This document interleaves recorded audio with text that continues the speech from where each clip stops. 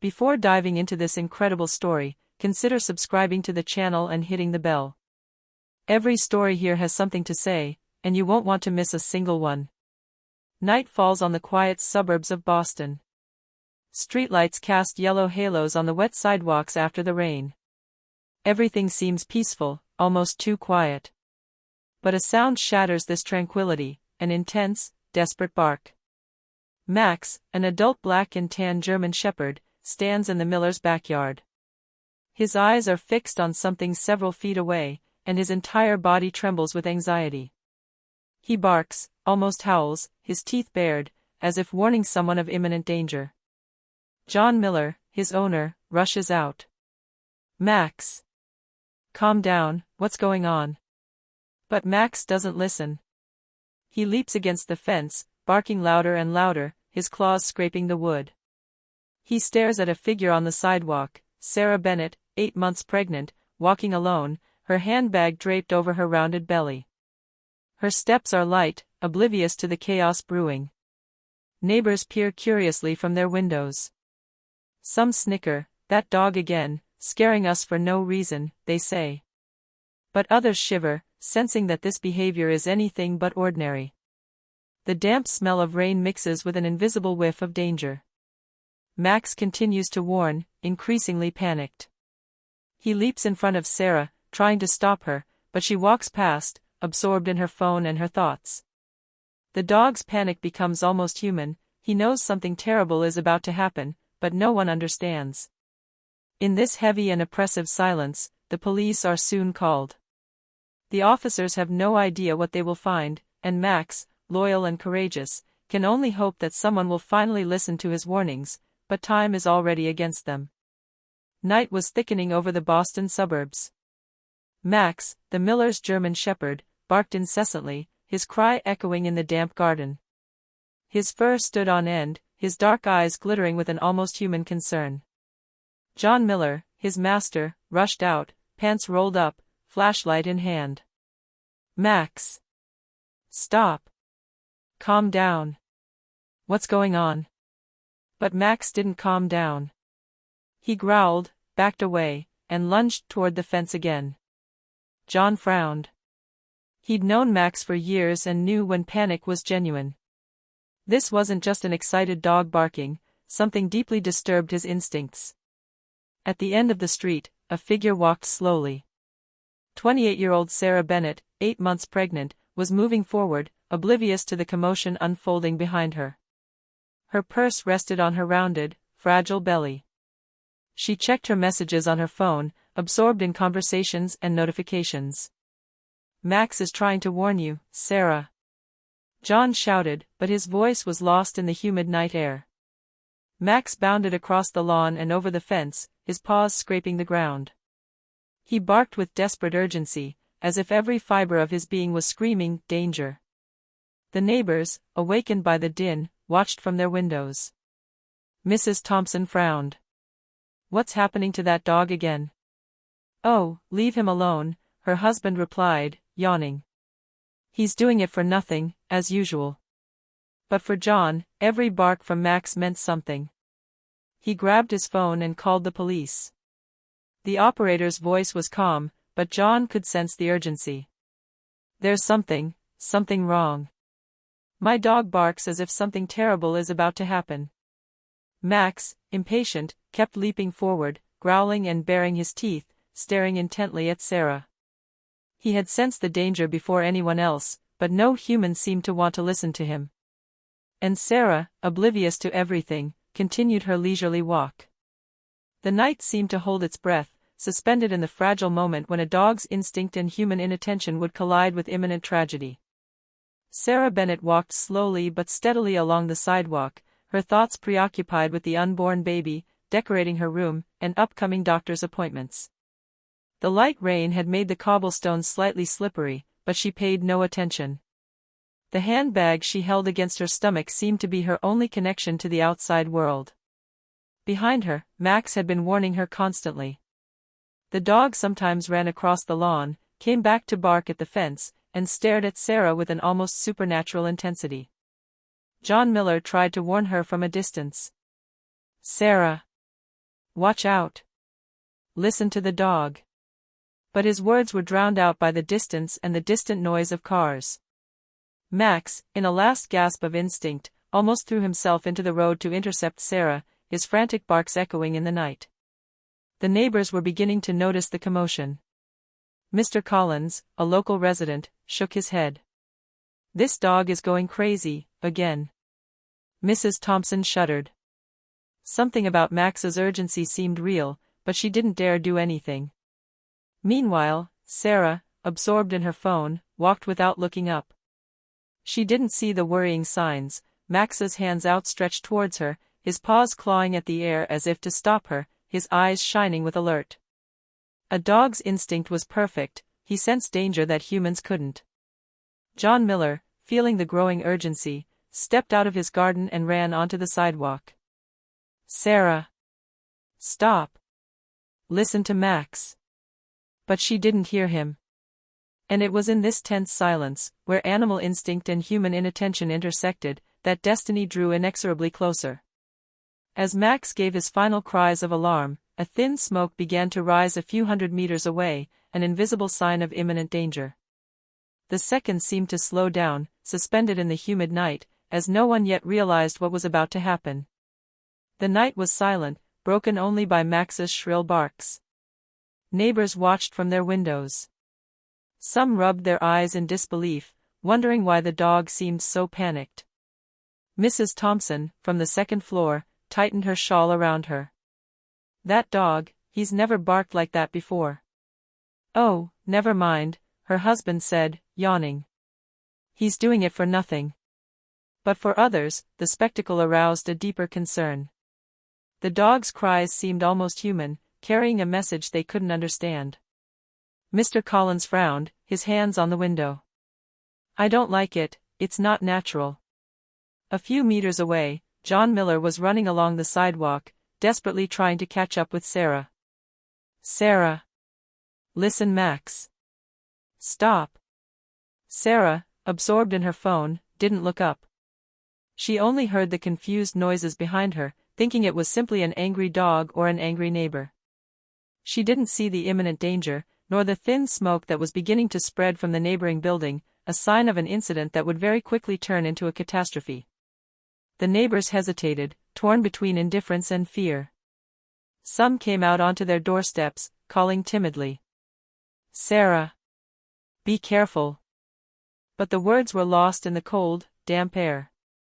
Max, in a last-ditch effort, leaped forward again, clawing at the ground, growling and barking, his eyes fixed on Sarah with palpable despair. The dog's instinct was perfect, he knew every second counted, that danger was approaching. In that suspended moment, the police were finally alerted. An emergency call had been made by John, detailing the dog's panic and the possible threat to Sarah. Officers Williams and Carter got into their car and sped down the street, still unaware of the seriousness of the situation. The tension rose. The minutes ticked by slowly, as if time itself were holding its breath. Max continued to sound the alarm, alone and desperate, while the neighbors, motionless and perplexed, realized they might have been too passive in the face of what was unfolding. Sirens finally pierced the silence of the night. Agents Williams and Carter arrived on the street, blue and red flashing lights illuminating the damp facades. John Miller, panting, ran to meet them. "Quick! My dog Max, he's trying to warn someone. That woman over there, she's in danger." The police officers exchanged a skeptical look. Barking dogs weren't uncommon, they assumed. But the intensity and distress in Max's barking demanded attention. Williams rolled down his window and tried to calm the dog. Hey, calm down, Max. What's going on?" Max growled and continued running towards Sarah, who was still walking, oblivious to the impending danger. Her rounded belly seemed to protect her in her own world, but Max knew it wasn't enough. The officers followed the dog with their eyes and finally saw what made them shudder. Thin plumes of smoke were beginning to rise behind the building Sarah was heading toward. "We have to act now," Carter shouted, grabbing his walkie-talkie to call for reinforcements. John steps forward, trembling. "I warned you." He sensed the danger before anyone else. But seconds were ticking. Sarah, absorbed in her phone, couldn't hear the sirens, the screams, or the barking. The police officers rushed after her, running along the sidewalk, while Max guided them almost instinctively, leaping ahead, as if he could point the exact path to disaster. At that moment, the neighborhood held its breath. Neighbors watched from their windows, finally realizing that this was no ordinary situation. The smell of smoke began to tickle their nostrils, reinforcing the feeling that something serious was about to happen. Max continued to howl, growl, and lunge, every movement filled with desperate urgency. And at the same time, the officers, for the first time, understood that this dog wasn't angry, but trying to save a life. Sarah Bennett entered the building, unaware of what was happening behind her. The apartment door creaked slightly, but she paid no attention. Max, outside, continued to bark desperately, scratching at the door with his paws, growling as if he wanted to hold her back. Inside, a minor incident had already escalated into a dangerous situation. The electric oven, left on the heat setting, had begun to smoke. The plastic on the timer was beginning to melt, and a faint burning smell was spreading throughout the kitchen. The flames weren't yet visible, but the situation was critical. Police officers Williams and Carter arrived upstairs, panting and alerted by the smoke and the sound of barking. Williams called out, "Sarah! Get out of there! There's a fire!" But the smoke was already thick and beginning to sting Sarah's eyes. She didn't immediately grasp the seriousness of the situation. Her hesitant movements and growing panic made every second more dangerous. Max, downstairs, was still barking, as if to guide the rescuers and warn his charge. The neighbors, now awake, watched in horror. Some picked up their phones to call the fire department, while others yelled at Sarah from their windows. "Watch out! Get out! Fire!" Sarah, her face obscured by smoke, finally began to understand. Her maternal instinct made her rush for the exit, but panic slowed her movements. The police officers, trained but late, tried to guide her through the smoke-filled corridor. Outside, Max continued to scream, his distress palpable to anyone who could hear. He knew that Sarah's life and that of her baby depended on the speed of emergency services, and every second was crucial. The danger, invisible just moments before, was now tangible.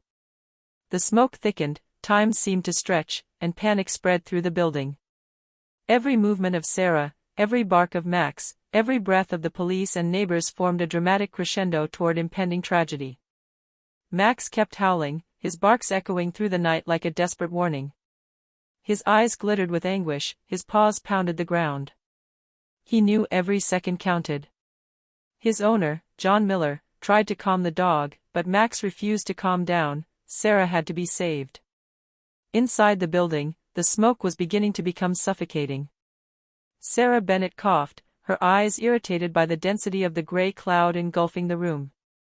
She struggled to move forward, stumbling on the carpet, unable to see clearly. Officers Williams and Carter tried to guide her, but the panic made the situation even more dangerous. "Come on, Sarah. Follow me," Williams shouted, his voice almost lost in the din of the fire and the panic. But outside, the neighbors watched helplessly. Max's barks, loud as they were, seemed useless against the smoke and chaos.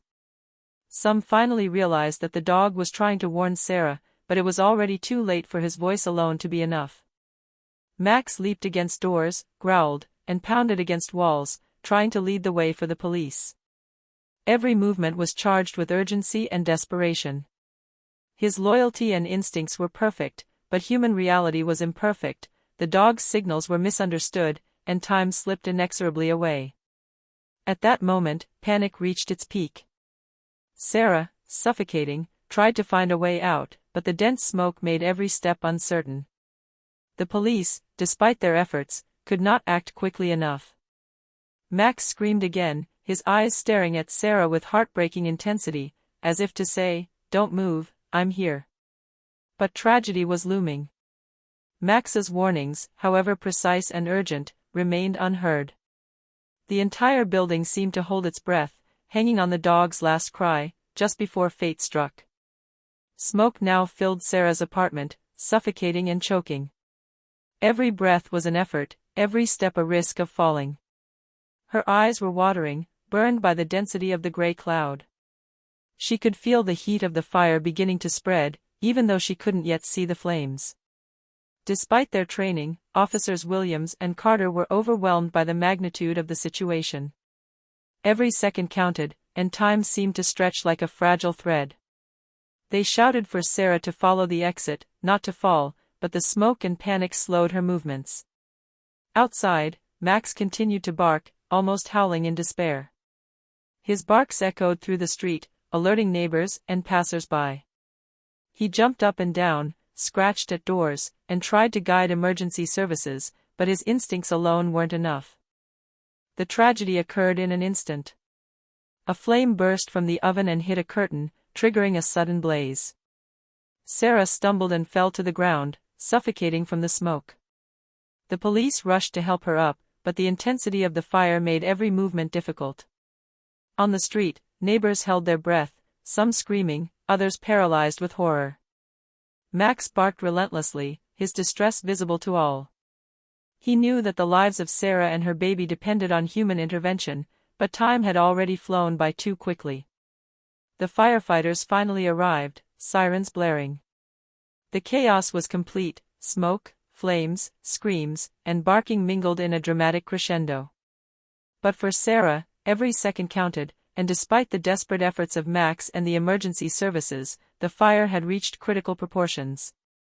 Max stood helplessly outside, still barking, his dark eyes filled with despair and loyalty. He had done everything he could to warn Sarah, but a dog's instincts, no matter how precise, were not always enough to counter human tragedy. The fire was now under control, but the damage was considerable. The walls blackened by smoke, the smell of burning still present in every corner of the apartment, left an impression of irreversible disaster. Sarah, although exhausted and slightly burned, had been saved in extremis by the intervention of the firefighters. Her baby, fortunately, had been taken care of and was doing well, but the fright had forever marked that night. Still in shock, police officers Williams and Carter were filling out their report. They described the urgency, the panic, and, most importantly, the role of the dog, Max. "That dog," Williams said, looking at the German shepherd panting on the sidewalk. "He sensed danger before anyone else. If we hadn't followed his warnings, this tragedy could have been much worse." John Miller, still trembling, stroked Max's head. "You tried to save her, my friend, you did everything." The detective in charge of investigating the incident noted every detail. Neighbors, interviewed one by one, recounted how Max had barked frantically, how Sarah seemed oblivious to the danger, and how the precious seconds had been lost in confusion. The truth became clear to everyone: Max had played the role of a true hero. His instincts had detected the danger before humans could. He had tried to alert Sarah, to guide the emergency services, to prevent the fire from raging. And yet, the dog's warning had been partially ignored. Local media began to pick up on the story, hailing Max as a hero dog and highlighting the animal's exceptional loyalty and instincts. The police officers, while relieved to have saved Sarah, couldn't help but feel a mixture of pride and guilt. They had acted, but too late to make things perfect. For Max, however, there were no hard feelings. Loyal and vigilant, he remained by his master's side, as if knowing that, despite the fear and chaos, he had done everything he could to protect Sarah and her baby. In the days following the fire, the Boston suburbs were in shock. Residents still spoke of the night a simple dog had tried to save a life. Conversations in cafes, supermarkets, and on sidewalks centered on Max, the German shepherd whose instincts had almost prevented a tragedy. John Miller never left Max's side. Every night, he stroked his head and whispered, "You were amazing, big guy. If it weren't for you." The neighbors, for their part, felt a mixture of guilt and admiration. Some admired Max's courage, others regretted not having listened to his warnings earlier. Mrs. Thompson, moved, confided to her husband, "He showed us that sometimes the most important voice isn't human. Officers Williams and Carter visited Sarah and her baby. She was still fragile, but her shy smile expressed immense gratitude. "Max, he really saved me. I'll never forget him." The story quickly spread through the neighborhood and then the local media. Max became a symbol of vigilance and loyalty. Children came to pet him, fascinated by this dog who had prevented a catastrophe. The neighbors even installed a small plaque near the Miller's garden. To Max, the hero dog, who alerted and protected when all seemed lost. For the community, it was a memorable lesson. Tragedy had been narrowly averted thanks to the instincts and courage of an animal many had initially ignored. And even though the lost seconds had come close to catastrophe, Max's memory would remain as an eternal reminder of the importance of listening to those who try to raise the alarm, even when their voice is not human. Weeks passed, but the story of the night of the fire remained etched in the neighborhood's memory. Neighbors continued to talk about the courage of Max, the German shepherd who had barked, howled, and tried to save Sarah and her baby. Every time someone walked by the Miller's yard, they saw the small plaque. To Max, the hero dog, who alerted and protected when all seemed lost. To John Miller, Max wasn't just a dog, he was a member of the family, a loyal and instinctive protector. Every morning, as he watched him run joyfully around the garden, John thought of the night Max had shown a courage few humans would have. Sarah, for her part, had recovered from her injuries and continued her pregnancy cautiously. She came regularly to see Max, stroking him gratefully. "Thanks, Max. Without you, I might not be here." The community gradually came to understand that instinct and vigilance could come from unexpected sources. Max became a local symbol of courage and loyalty, a living reminder that sometimes those without a human voice can still save lives. The story was told in newspapers, schools, and homes. A dog had alerted an entire neighborhood, a dog had warned of impending tragedy, and a dog had shown that courage knows no bounds or species. And even though that night could have been fatal, thanks to Max, the worst had been avoided. In the German shepherd's eyes, everyone saw a simple but profound lesson: attention, vigilance, and instinct can change destiny. Night fell on the suburbs, calm and peaceful, but now every bark, every movement of Max reminded everyone that sometimes the real hero isn't the one you expect.